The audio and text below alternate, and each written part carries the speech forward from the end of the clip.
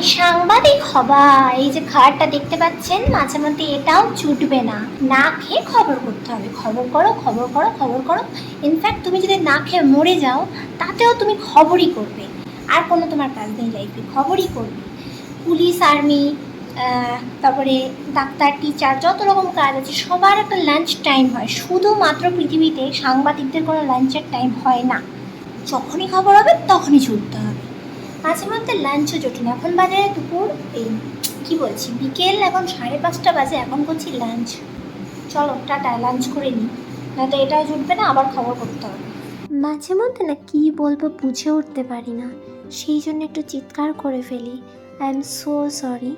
কারণ কি এইভাবে বললাম, এত খিদে পেয়েছে, মাথায় কোনো কাজ করছিল না।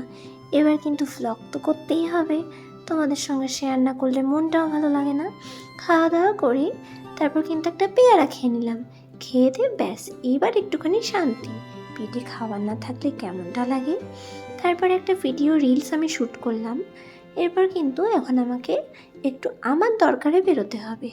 তো আমার বান্ধবী দেবলীনাও বলল তারও নাকি দরকার আছে।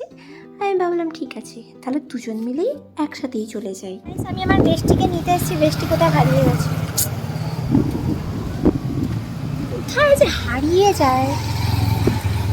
হারিয়ে দৈনন্দিন জীবনে দুজনের কাজের প্রচণ্ড প্রেশার, প্রচণ্ড।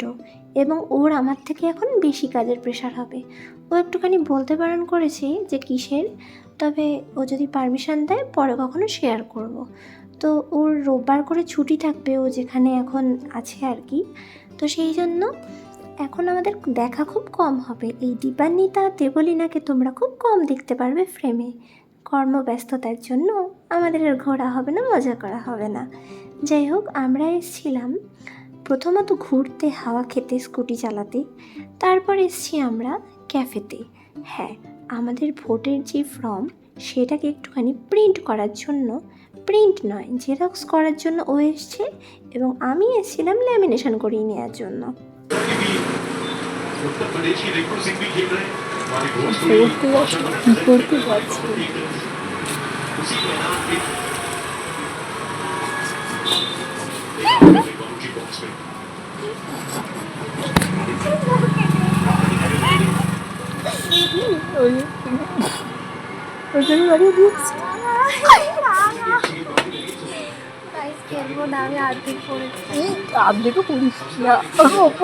এদিকে কি কাণ্ড হয়েছে জানেন, ওখানে দাঁড়িয়ে আছি আমরা, আমাদের কাজগুলো করছি, ও হঠাৎ করে বলছে ছবি তুলবি, তাহলে আমার ব্যাগে একটা লিপস্টিক আছে সেটা এখন পর, পাবলিক প্লেসে পর, লোকের সামনে পর। আমি তো আয়না ছাড়া লিপস্টিকই পরতে পারি না। ব্যাস ও এত জোর করলো, মানে না পড়লে আমার মাথা পাতা ফাটিয়ে দেবে।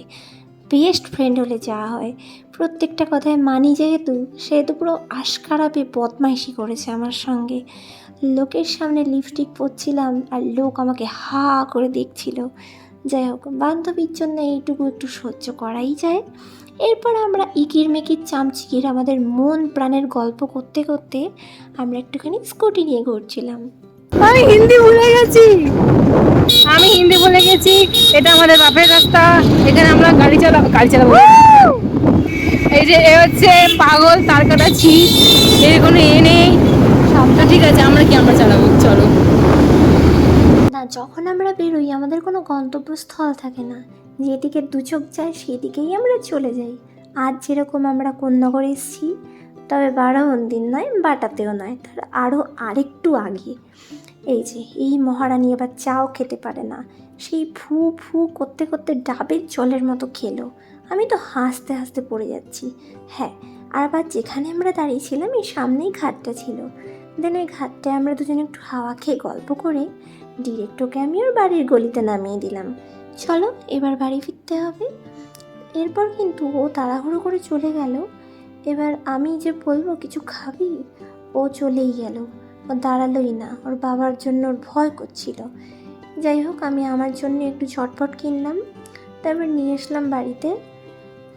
আবারও আমাদের একটা সুন্দর সন্ধ্যা উপভোগ করে দুই বান্ধবীতে মিলে বাড়ি চলে আসলাম। এসে ডিনারটাও করে নিলাম। চলো, সকলে ভালো থাকবেন, সুস্থ থাকবেন, দেখা হবে পরের ভ্লগে।